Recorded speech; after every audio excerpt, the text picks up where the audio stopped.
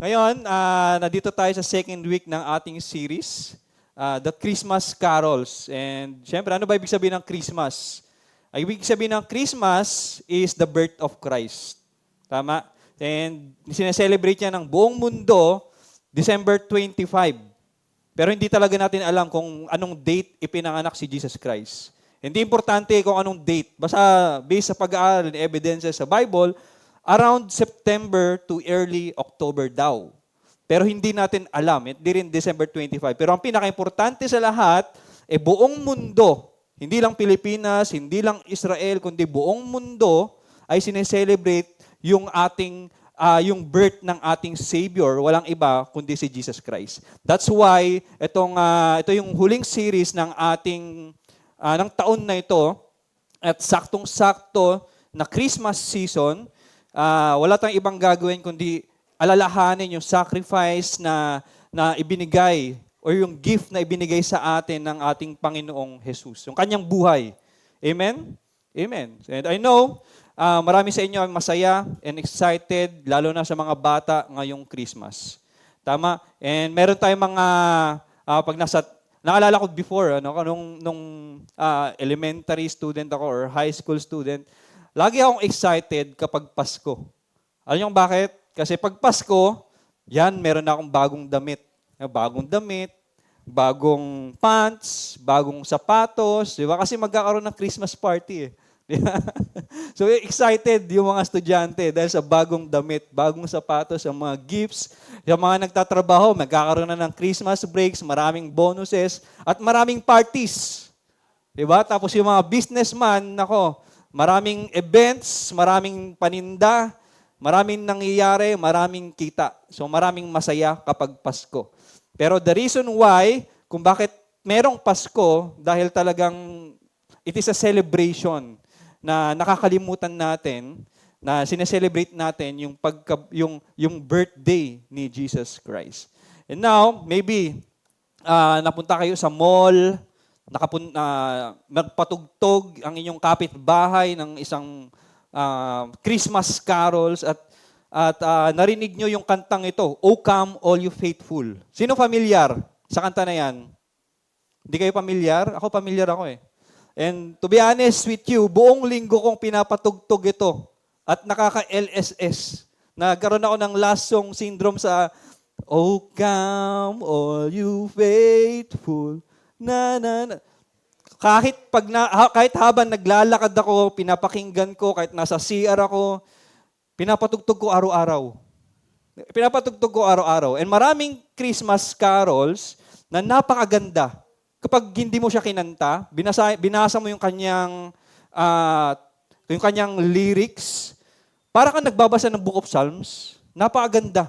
Napakaganda nung lyrics. So basahin lang natin, hindi ko kakantahin, o baka kasi mag-end na agad yung service natin kung kakantahin ko pa. Buti hindi ko tinuloy kanina, tama? Yan. So, O come, all you faithful, joyful and triumphant, O come ye to Bethlehem.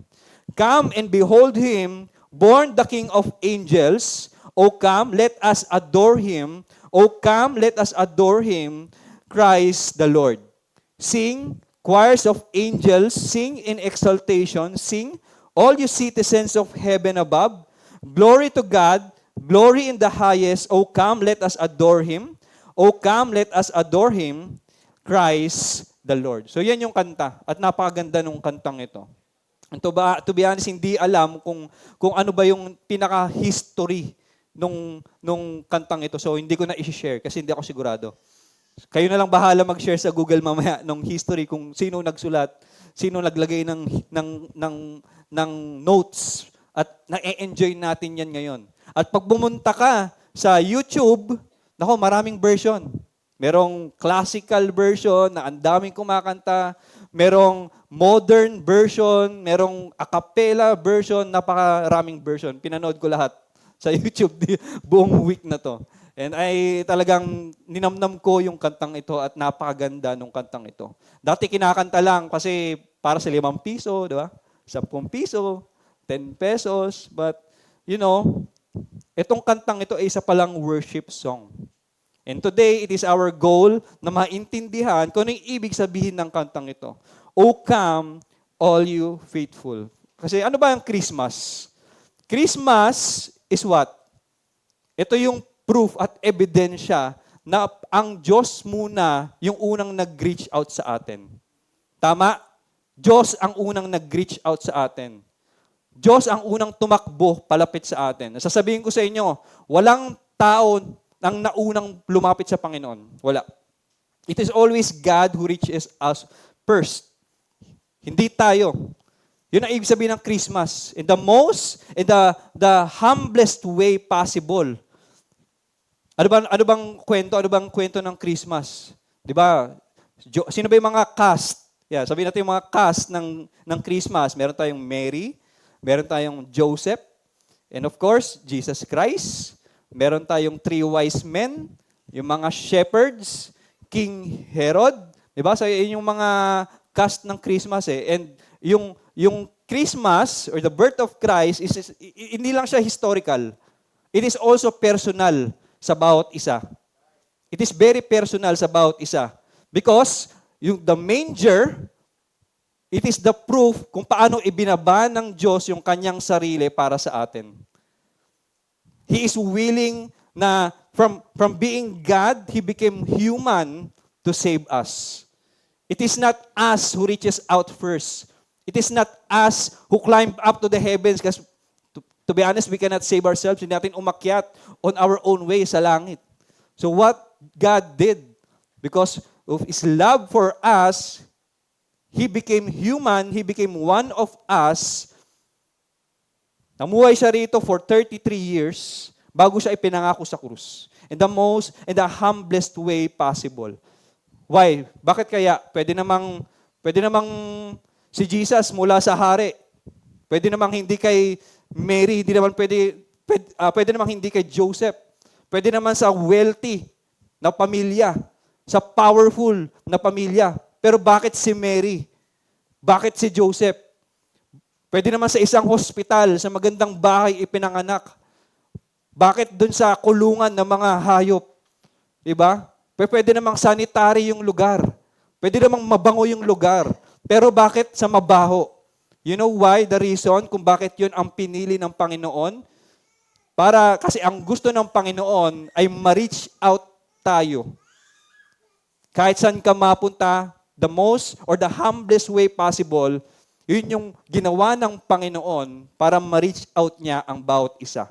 Mula sa pinakababa hanggang sa pinaka-itaas. Alam mo, napakaganda ng kantang ito. O come, all you faithful, joyful, and triumphant. Ang maganda sa Panginoon, wala siyang requirement. Hindi mo kailangan lumapit sa Panginoon ng maayos ka. Maraming mga tao nagsasabi, saka na ako pupunta sa Panginoon. Saka na ako pupunta sa simbahan pag maayos na yung buhay ko. Mali yun. Mali yun. Hindi ganun ang Panginoon. Walang requirement ang Panginoon. Kung sino ka, kung ano ka, kung makasalanan ka, kung hindi ka faithful, o hindi ka joyful, kung hindi ka triumphant, it doesn't matter. Walang requirement ng Panginoon. Pwede kang lumapit sa Diyos kung sino ka, as you are. Because to be honest with you, we cannot fix ourselves. We cannot save ourselves. And that's the reason why God became human to reach out, to call for you, to save you, to transform you. Kaya napakaganda nung isa to sa mga exciting na pinag-aaralan natin. Walang iba kundi ang Panginoong Jesus. And it should be our goal ngayong umagang ito na mas lalo nating mahalin ang Panginoon. I want us to understand Jesus deeper. Not just the baby in a manger, but the God who became human so He could reach you, call you, and transform you. Bakit ba ito nagmamatter? Ito pinag-uusapan natin, why this matters. Alam mo bakit ito importante? Kasi hindi ko alam kung ano yung nararamdaman mo ngayon. Hindi ko alam kung ano yung nararanasan mo ngayon. Ang dami ninyo. Siguro nasa 30, 40, 50 yata tayo dito. Yung iba Yung iba, pag nakita ko yung mukha, ano ba pangalan nito? Pati pangalan, nakakalimutan ko na rin.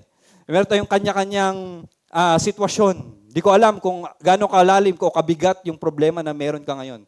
Kaya napaka-importante nitong pag-uusapan natin ngayon kasi malalaman natin dito kung sino ba yung mga tinatawag ng Diyos. At ano ba yung balak ng Diyos sa kanyang mga tinatawag. Yan yung dalawang pag-aaralan natin ngayon. Why this matter? Because hindi ko alam kung ano yung pinagdadaanan ninyo. Maybe meron kang problema ngayon. Maybe you are broken now. Maybe meron kang matinding, nasa isa kang sitwasyon. Maybe malayo ka sa Panginoon. Maybe, I don't know kung ano yung nararamdaman mo ngayon. Pero ang sinasabi ng Diyos, if we are going to summarize this whole song sa isang salita, walang ibang salita kundi come, lapit. Yun lang yun. Kung ano man yung nararamdaman mo, nararanasan mo ngayon, ang sabi ng Diyos, come. So, who does Jesus call? Sino ba yung mga tinawag ng Panginoon? Bakit ba siya pumunta rito? Ano ba yun? Una, Jesus calls the weary and burdened. Ano ibig sabihin ng weary? Ano ibig sabihin ng burdened? Stress ka na ba? Sa buhay, di ba? Ang gulo ng buhay natin. Pressured ka ba sa school? Pressured ka ba sa work?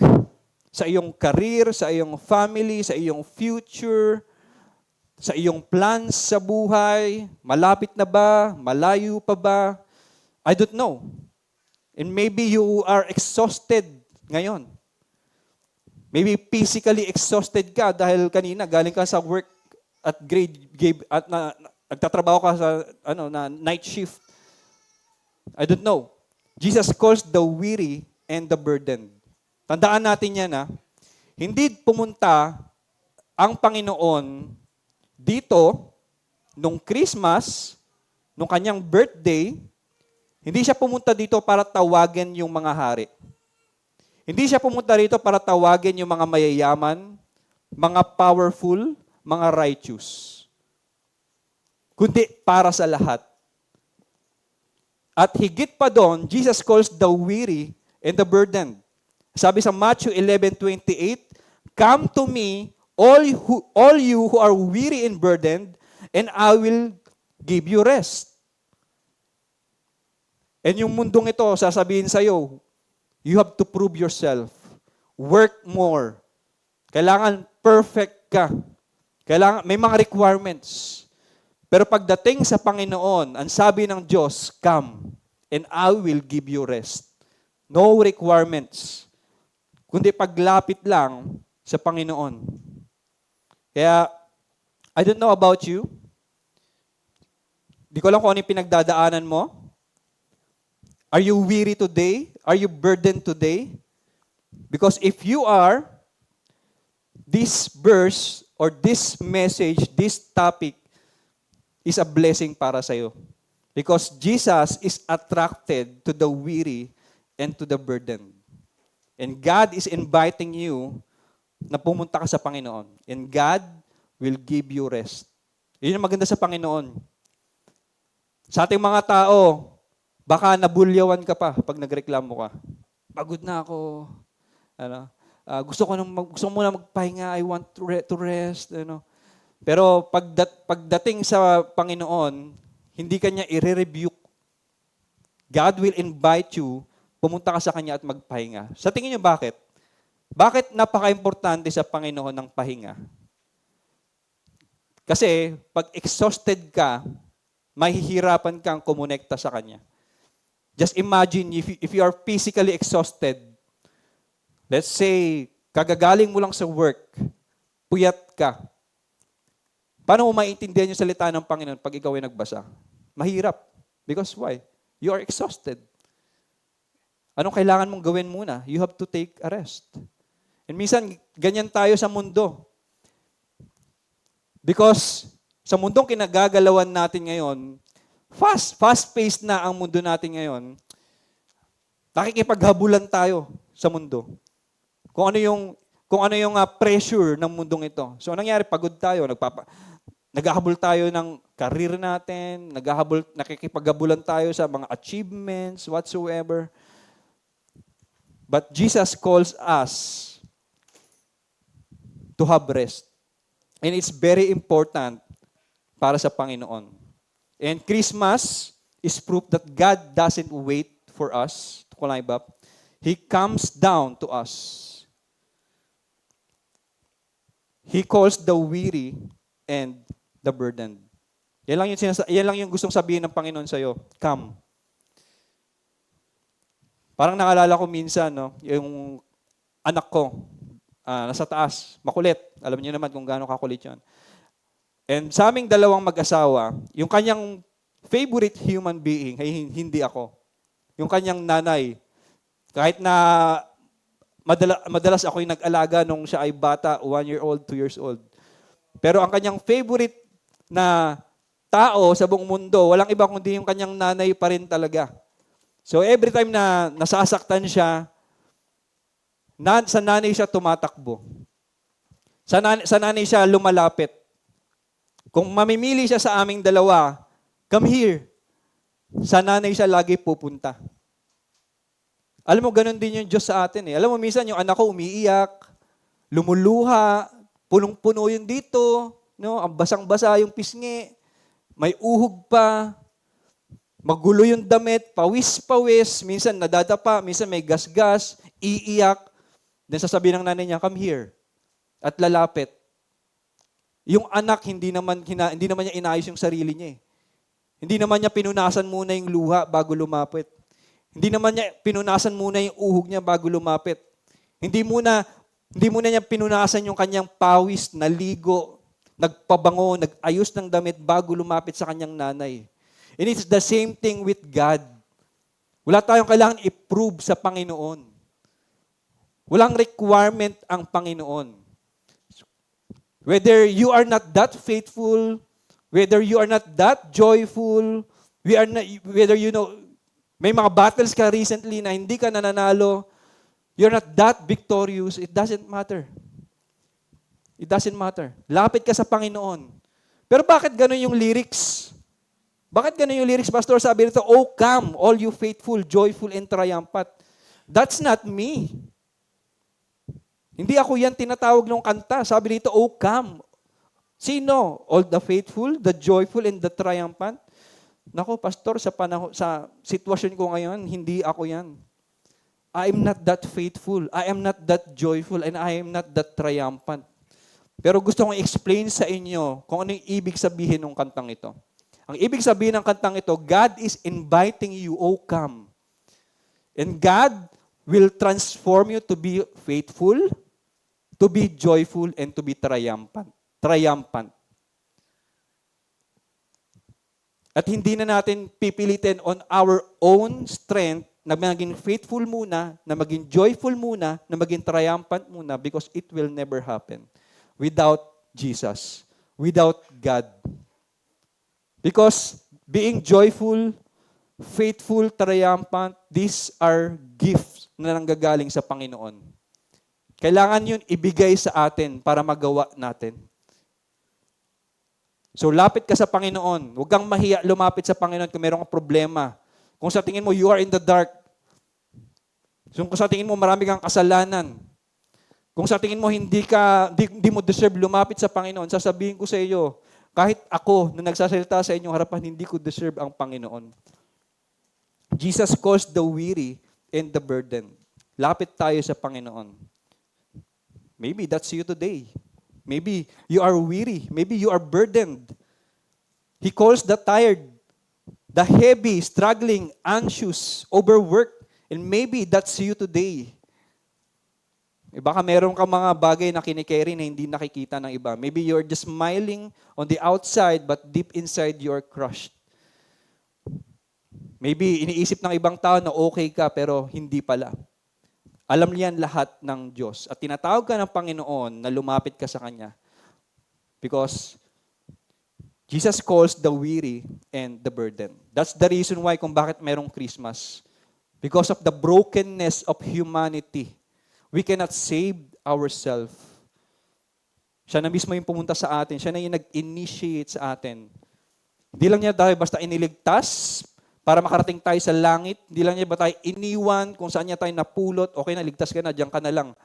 See you in heaven na lang later. No, hindi ganon. Ita-transform niya tayo. Pangalawa, who does Jesus call? Jesus calls the sinners. All of us are sinners. Tama? Kung ang tinawag ng Diyos yung mga perpekto, walang city light. Kung tinawag ng Diyos yung perpekto, ewan ko na lang kung merong simbahan sa mundo. Di ba? Jesus calls the sinners. Ang sabi sa Matthew 9:12-13, on hearing this, Jesus said, it is not the healthy who need a doctor, but the sick. For I have not come to call the righteous, but sinners. Kundi tayong mga makakasalanan. At lahat tayo nagkasala sa Panginoon. And then sabi pa rito, sa 2 Corinthians 5:17, katulad ng sinabi ko sa inyo kanina, hindi lang niya tayo basta iniligtas, pero meron siyang plano to transform us. Transform us to be faithful, to be joyful, and to be triumphant. Katulad sa 2 Corinthians 5:17, therefore, if anyone is in Christ, he is the new creation has come, the old has gone, and the new has come, or the new is here. So tignan natin yung mga cast ng Christmas. I-share ko na sa inyo kanina 6. Para lang mas maintindihan natin. Gusto kong maintindihan natin kung gaano ka-humble yung pagdating ni Kristo sa mundo na to para iligtas tayo. And the reason why, kung bakit niya pinili yung ganong paraan, so He can reach us all out. Nag-umpisa siya sa pinakamababa. Unang-una, si Mary. Tama? Napaka-blessed ni Mary. Para siya ang piliin ng Panginoon na mag-conceive at ipanganak ang ating Diyos at tagapagligtas na si Jesus. Tama? Alam niyo ba kung ilang taon si Mary nung siya ay nag-conceive? Hula. Ilang taon si Mary? 15 or 16? Teenager. Sino dito 15, 16? Mas mababa. May mga nataas. 15 kayo, 15 years ago. Huwag niyo ko lokohin. Diba? Sa iba niyo, mas mataas na sa 15 or 16. Maybe sa inyo, teenager na. So, teenage pregnancy. At sasabihin ko sa inyo, wala sa plano. Ang gulo, di ba? Kung ikaw, babae, magkakaroon ka ng anak at wala sa plano mo. Gusto mo ba yon? Di ba ang hirap? Di ba? Teenager siya. At wala sa kanyang plano, pero nasa plano kasi ng Panginoon. Don't get me wrong, ha? Don't get me wrong. Dahil yun yung plano talaga ng Diyos at na-ordain ng Panginoon.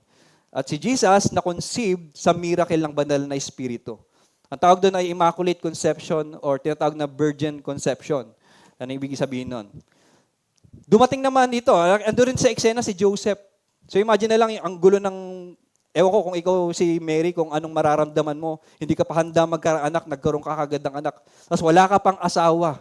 Hindi ka pa kasal. Di ba? Ikakasal ka pa lang. And when we have Joseph, si Joseph, ikakasal siya kay Mary, pero hindi pa sila kasal. Tapos malalaman niya, si Mary, buntis na. So imagine the confusion ng lalaki. Ikakasal ka na. O, di ba, meron tayo ikakasal kaya lang wala sila dito. Di ba? Imagine, lalaki. Tapos merong babae at ikakasal ka sa kanya. Nalaman mo na buntis. Anong mararamdaman mo bilang isang lalaki? Tama? And sabi ng Panginoon, ito, kailangan mong tanggapin. Ito yung will ko. The Emmanuel. So, kailangan mo maging ama. So, si Joseph ay ang stepfather ni Jesus Christ. So, imagine the confusion. Diba? Sa part ng isang lalaki, magulo. Tama? The shepherds. Who are the shepherds? Bakit siya nandito sa story? Bakit siya isa sa mga cast ng Christmas? Shepherds are considered the lowest class. They are considered the lowest class. Okay? I-emphasize ko lang pangatlong beses para ma-emphasize. The shepherds are considered the lowest class sa time ni Jesus. Pero sila, yung pinili ng Panginoon, sa kanila nagpakita ang mga anghel at kumanta at dineclare yung balita na andito na yung Savior ng mundong. The Christ, the Messiah, the Lord. Hindi hari, hindi mga priest, hindi mga powerful, influential na mga tao, kundi the lowest class, the shepherds. Gabi. So noon pala, meron ng mga graveyard shift pala. Yeah? Sino dito nagtatrabaho ng gabi? Ayun, marami. Ayan, ako nagtatrabaho ako ng gabi. Ayan. So, pinili ng Panginoon ang mga shepherds. They are tired ng mga time na yan. Nagtatrabaho sila ng mga time na yan. Nagtitiis sila sa dilim at binabantayan nila yung kanilang mga pinapastol para hindi makain ng predators. And Herod, who is Herod sa eksenang to? The wise men. Sino yung wise men? The wise men are the Gentiles. Hindi sila mga Hudyo. Hindi sila parte ng chosen nation. They are not Israelites. Hindi natin alam kung saan sila galing. Amerikano. Hindi natin alam. Sabi, 3 daw sila dahil nakabase daw sa 3 gift na na-receive ni Jesus. We don't know. Tama? Pero by faith, nakita nila yung star, sinundan nila yung star without any certainty at nakita nila ang Panginoong Hesus. They are Gentiles. And Herod, the wicked king. Sino si Herod? Nung nalaman niya na andyan na yung hari, ipinanganak na, pinag-utos ni King Herod na lahat ng bata, 3 years old pababa, ay ipapatay, to be murdered. That's the reason why, kung bakit tumakbo si Mary, Joseph, and the child, Jesus, nung time na to, bata pa si Jesus, papunta ng Egypt. And the Israel, during that time, ay nasa matinding oppression ng Roman. So imagine kung gaano kagulo yung mundo.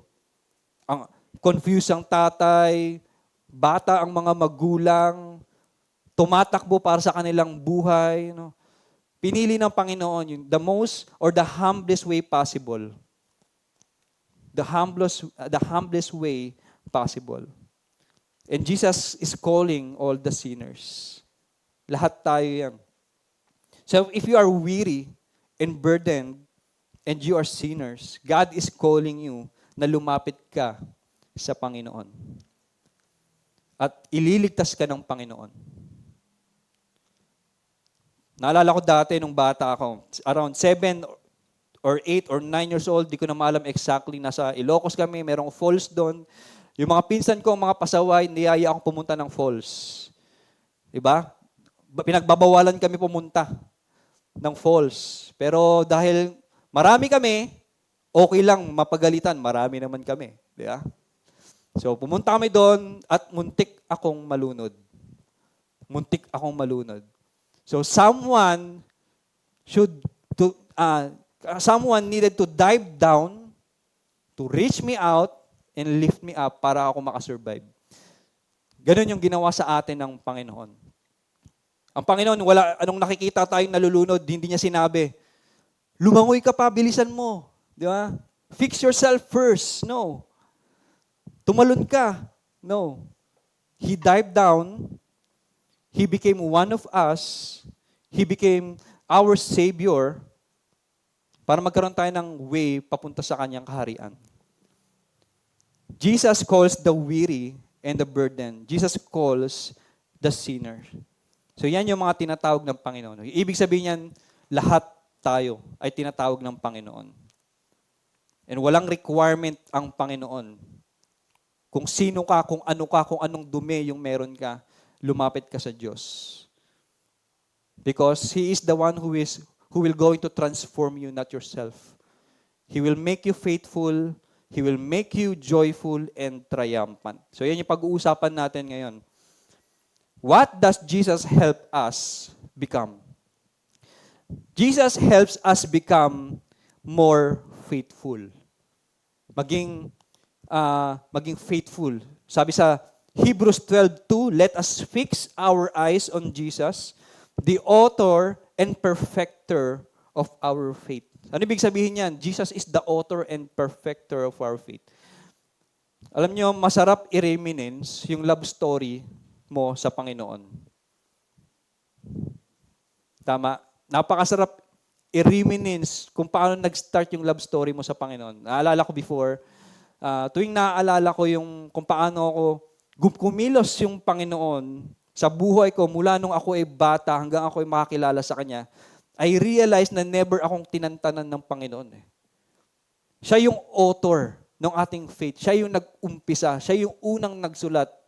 And siya rin yung magpe-perfect nun. He is the Alpha and the Omega, the beginning and the end. He reaches us first.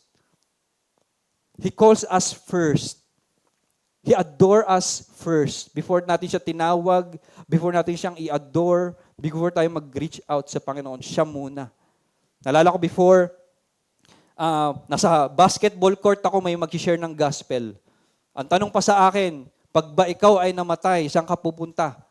Grabe. Di ba? Bata-bata ko pa, tinatanong mo ako ng ganyan. 10 years old, 11 years old, tatanungin mo ako kung namatay ako, saan ako pupunta? Di ba? Nakaka-pressure yung tanong. Sabi ko, sa langit. Bakit? Kasi mabait naman ako eh. Tapos hindi. Alam mo ba na naranasan mo na bang mangupit? Oo. Eh di magnanakaw ka. What? Wait lang. Bata ako. I hate that question, to be honest, before. Ayaw kong tinatanong akong, pag ikaw namatay, saan ka pupunta? Tapos paglabas ko ng pintuan, biglang may nag-share ng gospel sa akin. Grabe, literal na paglabas ko ng pintuan. Halika dito. I-share ko sa yung gospel. Pag ikaw namatay, saan ka pupunta? Eto na naman tayo. So, kinabisado ko yung sagot. So, the third time na mayroon nagtanong sa akin, alam ko na yung sagot. Ayaw niyo akong tantanan, ha? Nasa loob ako ng school, high school, may nag-share ng gospel sa akin. Pag ikaw namatay, saan ka pupunta? Sa langit. Bakit? Dahil kay Kristo. Wow! Tapos ang usapan. Yes. Kinabisado ko yung sagot eh. Pagdating ng college, nasa loob ng campus, ganun din. May nag-share din sa akin. Wow, alam mo. Pagdating ng Makati Park, meron pa rin. Hindi na natapos. Na-invite ako sa City Light. Si Bander, wala rito. Siya yung nag-share sa akin ng gospel. Hanggang papunta sa City Light, may nag-share pa rin sa akin ng gospel. Alam ko yung sagot. Pero, alam niyo yun, sa isip lang. Hindi sa puso. Kabisado ko lang. Pero hindi talaga. So, hanggang sa nag-invite sabi ko nung unang attend ko, hindi na ako babalik. Alam niyo naman yung story, di ba? Unang attend ko, wala akong balak bumalik dito sa City Light. Hindi na ako babalik, ang lamig. Hindi na ako babalik, ang ingay ng banda.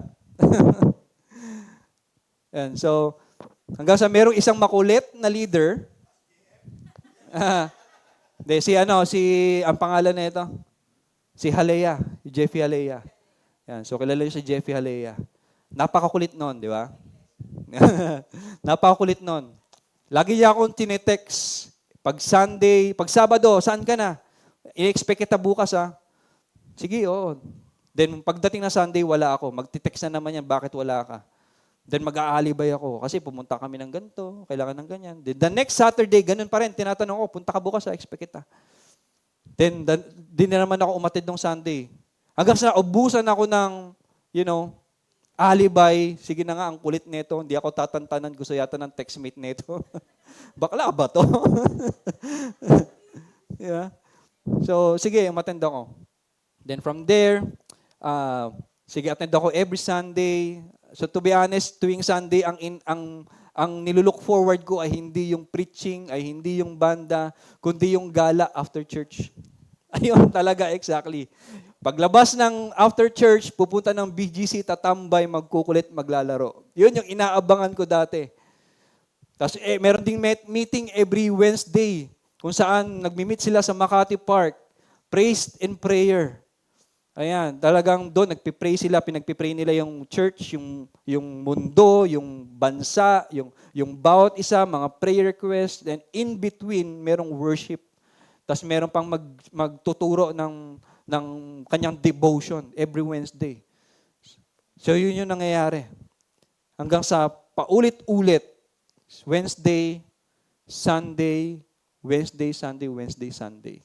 Until such time na yung heart ko ay talagang nakaintindi and one preaching for the last time, the gospel was preached to me and I really accepted Christ as my own Lord and my own Savior.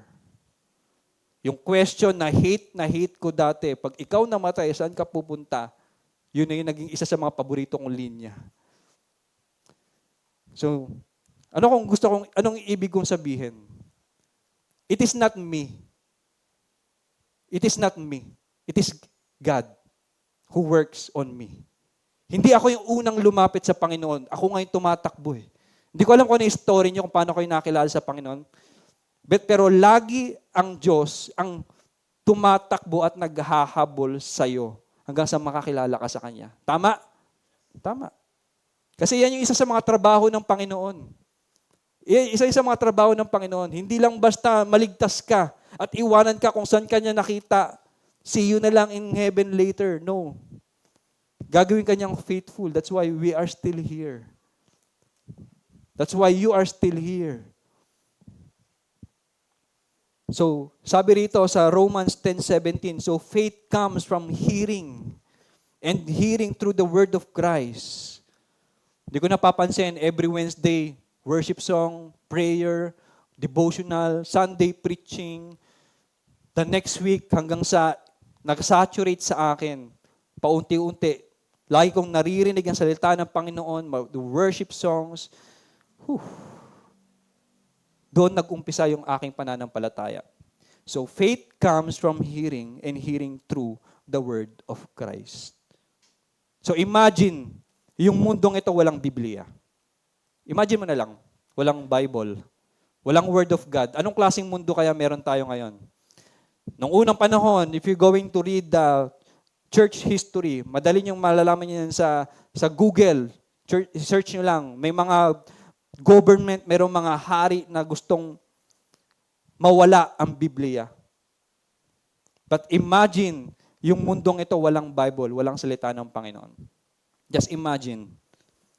Napakahirap. Every time na nagbabasa ako ng Biblia, I'm trying to read the Word of God faithfully. Tinatapos ko siya sa loob ng isang taon. I am reading 3 to 5 verses, chapters a day. At natatapos ka siya sa isang buong taon. 9 months akong nag-i-spend sa Old Testament and 3 months akong nag-i-spend sa New Testament. Mas mahaba kasi ang Old Testament. Ayan yung ginagawa ko yung, I do it faithfully because I know and I understand na yung pananampalataya ko ay hindi manggagaling sa anuman o kanino man, kundi sa Diyos lamang, sa Kanyang salita. This is not my word. This is God's word. Sa yung Romans 10:17, faith comes from hearing and hearing through the word of Christ. Kaya nga nagtataka ako eh. Nung time ni Abraham, ni Jacob, ni Isaac, ni Joseph, yung mga tao before Moses, nagtataka ako eh, paano sila nagiging faithful sa Diyos? Eh wala pang Bible nun. Si Moses ang nagsulat ng Genesis, Exodus, Leviticus, Numbers, Deuteronomy, yung first 5 books of the Bible, siya yung nag-umpisa noon, si Moses. Sa time ni Abraham, Jacob, hanggang kay Joseph, wala pang Bible noon eh. So, paano naging faithful yung mga taong ito? Paano sila nakakita, paano nila nalaman yung salita ng Panginoon? Wala pang Biblia. Sabi ko, kung ako si Joseph, nasa Egypt ako, wala akong Biblia, hindi ko ma-imagine kung paano naging faithful si Joseph noong mga panahon na yun eh. Kasi walang Bible, walang Word of God. Nagtataka ako eh, kasi talagang I can't live without the Word of God. Ako, to be honest, hindi ko kayang mabuhay nang wala ang salita ng Panginoon. Hindi ko kayang imagine na yung mundo ay walang Biblia. So, doon ko na-realize kung bakit naging faithful si Abraham, Jacob, Isaac, Joseph, kahit wala pang Bible noong mga time na yon.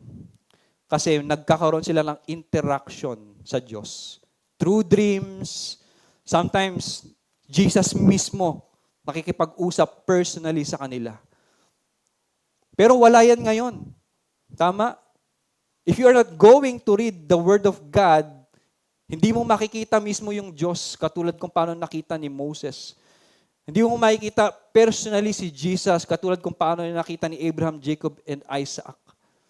Hindi ka magkakaroon ng vision katulad ni Joseph para magkaroon ka ng interaction sa Panginoon. Lahat yan nag-cease na, natapos na because we have the Bible already. So if you are not going to spend time in reading the Word, para kang namuhay sa isang mundo na walang salita ng Panginoon, walang pagkakaiba. So I'm encouraging you, kung gusto mo yung magkaroon ng mas matinding pananampalataya, if you want your faith to grow, read the Word of God. Hindi lang basahin, but to obey the Word of God. Faith comes from hearing and hearing through the Word of Christ. Hindi sa akin yan nanggaling. Nakasulat yan sa Biblia. So if you are not going to hear it, hindi ka magkakaroon ng interaction sa Panginoon. Hindi ko alam kung paano ka mananatiling faithful sa Diyos. So I really appreciate yung mga tao rito na nag-share sila ng Bible verse sa kanilang social media. Pastor John, Pastor Dan, Sheena, marami pa akong nakikita, minsan My Day, and they're sharing the Word of God. And I want to tell you this, I am proud of you. I am proud of you. Di mo alam kung sino yung mga taong nare-reach ng mga salitang yan. Because I personally believe that the Word of God is powerful and is alive. At di mo alam, sa simpleng pag-share niyan sa My Day, sa iyong sa group chat, sa iyong family members, nakakapag-minister ka sa kanila. Nakakapag-minister ka sa kanila. So, ang trabaho sa atin ng Panginoon ay hindi lang tayo maligtas, pero i-transform us para maging faithful. And you need to allow God to transform you. So, kailangan mo pa rin ng effort. Spend 20 minutes. Very easy. Pag nag-scroll ka sa Facebook, you're 1 hour, 2 hour, 3 hours. Napakadali. And mag-spend ka lang 15 and 20 minutes, kayang-kaya. And hindi mo kailangan maging motivated para basahin yung Panginoon, ang salita ng Panginoon. To be honest, maraming mga parts sa Bible na ayokong puntahan, na ayokong basahin, but I need to read it. Mga boring na part, but I still read it. Binabasa ko pa rin. Binabasa ko pa rin. You know why? You know why? Because that's the Word of God. And in Isaiah 43 verses 2 and 3, napakaganda nito. Isa to sa mga beautiful verses sa Bible. Talagang napakaganda nung verse na to. Sabi rito, when you pass through the waters, I will be with you. And when you pass through the rivers, they will not sweep over you. When you walk through the fire, you will not be burned. The flames will not set you ablaze. For I am the Lord your God, the Holy One of Israel, your Savior. Your Savior, I am with you. Napakaganda ng verse na to. Alam niyo kung bakit? Kasi ibig sabihin ng verse na to, meron kang problema na sa gitna ka ng storm, you're bombarded with struggle, you're struggling, Jesus is with you. That's why sabi rito, when you pass through the waters, I will be with you. Kasama natin ang Panginoon. Kaya mas lalo tayong nagiging faithful. Ang naaalala ko rito yung kwento ni Jesus Christ at saka mga disciples. During the storm, yung mga disciples ay nasa dagat, malakas yung alon, at umuulan, merong bagyo, merong storm. At nakita nila si Jesus na naglalakad. Tama? At nakita nila yung miracle ng Panginoon. At sila'y takot na takot dahil takot sila sa kanilang buhay. Maaari silang mamatay dahil may bagyo. Malakas yung hangin. Malakas yung alon. Nasa gitna sila ng bagyo. Nakita nila yung kapangyarihan ng Panginoon na kaya niyang i-command yung storm, yung sea na kumalma. Sabi ko nga rito, bakit pwede naman, di ba, na wala sila doon sa storm? Pwede naman, di ba, na wala sila sa boat? Di ba, pwede naman na nandoon sila sa may bundok? Ganon din naman. Pag nasa bundok sila, makikita din naman nilang malakas yung ulan, makikita din naman nila na malakas yung alon, ganon din naman. Tapos sabihin ng Panginoon, dagat, bagyo, tumigil ka at titigil, ganon pa rin naman. Pero sa tingin ninyo, sino sa dalawa ang mas magkakaroon ng pananampalataya? Yung taong na-witness lang sa malayo o yung taong na-witness niya mismo yung milagro ng Diyos? Hindi lang basta na-witness, na-experience niya, andun siya yung sa deliverance ng Panginoon sa kanyang problema. Sino kaya? Sino kaya? So, yan isa sa mga trabaho ng Panginoon sa buhay natin. Jesus helps us to be faithful. Hindi tayo. We cannot do it on our own. It is a gift. It is a gift. Ang kailangan natin para mag-grow tayo faithfully ay hindi maging perpekto, kundi patuloy tayong lumalapit sa Panginoon. Pangalawa, Jesus helps us become more joyful. And sabi rito sa Galatians 5:22, but the fruit of the Spirit is love, joy. It is a gift. Ang happiness, nanggagaling yan sa happenings. Tama? And it's easy to be happy when life is easy, when the problem is small, easy. Tama? Pero, joy ay nakadepende sa Panginoon. Joy depends on Jesus. And Luke 2:10-11 says, but the angel said to them, do not be afraid. Ito yung mga anghel, kausap yung mga shepherds. Do not be afraid. I bring you good news that will cause great joy for all the people. Today, in the town of David, a Savior has been born to you. A Savior has been born to you. The birth of Christ caused great joy for all the people. At totoo yan. Sino dito nag-agree? Na kahit na marami kang problema, marami kang stress, marami kang pressure, anxiety, kung ano man yung pinagdadaanan mo, you can always find joy sa Panginoon. Because joy ay hindi nakadepende sa nangyayari. Actually, joy is a person. Joy is Jesus Himself. Joy is Jesus Himself. Meron din mga time na ako'y nanghihina. Meron din mga time na ako'y umiiyak. Meron din mga time na feeling ko ang layo ko sa Diyos. Meron din mga time na mas higit yung problema kaysa sa aking pananampalataya. Meron mga time. But, lagi akong bumabalik sa Panginoon. And I can always find joy every time na lumalapit tayo sa Diyos. Alam niyo kung ano yung ginagawa ko? I don't know if this will work for you. But, ito nag-work sa akin pag ako'y nanghihina. Kapag distracted ako ng problema. When I am pressured. Alam ko ano ginagawa ko? Pumupunta ako sa YouTube. Itatype ko yung kanta na Blessed Be Your Name. Blessed be your name. First paragraph hanggang second hanggang chorus, umiiyak na ako niyan.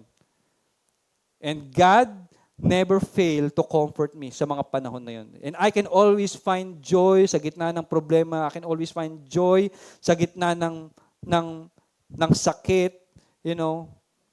Kasi ang joy ay nagmumula kay Jesus, hindi sa nangyayari sa atin. Because of Jesus. Now, the third is, Jesus helps us become more triumphant. Ano ibig sabihin yan? Sabihin yan, maging victorious. For us, sabi sa Isaiah 9:6-7, for to us a child is born. Imagine, Isaiah 9:6-7, this is a prophecy na darating si Jesus Christ. 800 years before dumating si Jesus. And it's very accurate. For to us, a child is born. To us, a son is given, and the government will be on his shoulders, and he will be called Wonderful Counselor, Mighty God, Everlasting Father, Prince of Peace. Of the greatness of his government and peace, there will be no end. He will reign on David's throne and over his kingdom, establishing and upholding it with justice and righteousness from that time on and forever. Jesus helped us become more triumphant. Ang victory natin nung nag-resurrect si Jesus. Doon tayo naging triumphant. Nung nag-resurrect ang Panginoong Jesus, wala nang iba. And because of Christ's resurrection, naging victorious tayo, naging triumphant tayo. Hindi lang dahil merong authority ang Panginoon sa kamatayan, hindi lang dahil doon, hindi lang dahil tayo niligtas ng Panginoon, we are victorious and triumphant kasi kasama natin ng Diyos every battle na meron ang buhay natin. And to be honest, kaming mag-asawa recently, meron kaming battle ngayon. But our current battle, comparing yung past battle namin, walang-wala. Sisiw na sisiw sa Diyos. Because what happened currently, pinagdadaanan ng mag-asawa, yung asawa ko, nawalan ng trabaho. Meron na lang siyang 3 weeks kasi nag-file ng bankruptcy yung kanilang kumpanya. Pero meron akong work. So it's fine. But last year, naranasan namin na wala kami parehas na trabaho. At meron kaming anak. Pero hindi nagkulang ang Diyos sa aming pangangailangan. Doon tayo nagiging triumphant, church, sa problema na pinagdadaanan natin. To be honest, ang sabi ko sa asawa ko, I am excited kung ano yung deliverance ng Panginoon sa problema natin ngayon. I'm excited kung ano yung in store sa'yo ng Diyos, yung plano ng Diyos sa'yo. Every battle. I don't know what your battle is, but you are already victorious. Claim it. You will win that battle. At hindi lang yung current battle, the future battles na meron ka, you are already a victor. You are triumphant because God, Jesus is with you. Ang sabi niya rito, babalikan natin sa verse, when you pass through the waters, I will be with you, and when you pass through the rivers, they will not sweep over you. When you walk through the fire, you will not be burned. The flames will not set you ablaze. Hindi aalisin ng Diyos yung problema. He will allow the problem na dumating sa buhay natin. Kasama mo ang Panginoon, and because of Him, you are victorious. You are triumphant. At sasabihin ko sa inyo, if you are asking God, Panginoon, gusto kong mas lalo maging faithful. Panginoon, gusto kong lalo maging joyful. Panginoon, gusto kong maging triumphant. Sabihin ko sa inyo, God will allow more problems sa iyong buhay. Because that's the only way para ikaw ay mas lumago yung iyong pananampalataya sa Panginoon. Because faith hindi yan nanggagaling sa comfort. Hindi yan nanggagaling sa comfort. Ang faith, hindi yan nanggagaling sa comfort. Ang faith, nanggagaling yan sa problema. And every time nakikita mo yung deliverance ng Diyos, every battle na meron ka,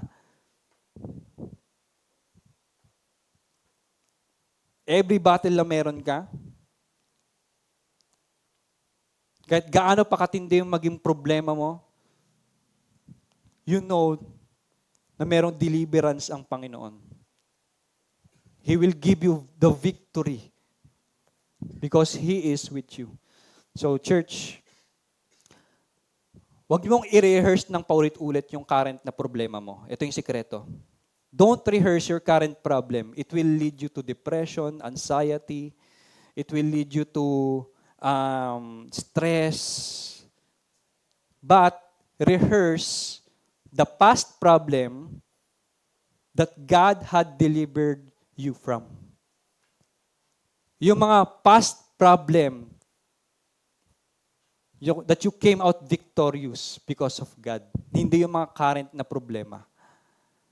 That's why, church, Jesus helps us become more triumphant, more victorious. So I will end with this bilang paalala lang.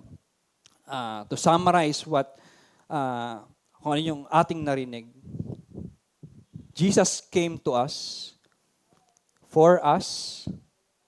Before we came to Him, He came to us first. Before we reach Him out, He reached us out first. Before we adore Him, He adore us first. Laging siya. Siya ang nag-initiate. He is the author and perfecter of our faith. The Alpha and the Omega. The beginning and the end. Siya. We love Him because He loves us first. And pangalawa, let God transform you. Let God transform you. Kung nandito ko ngayon, ang sinasabi mo, I'm not that person. Yung sinasabi ng kanta, I'm not that faithful. I'm not that joyful. I'm not that triumphant. That's fine.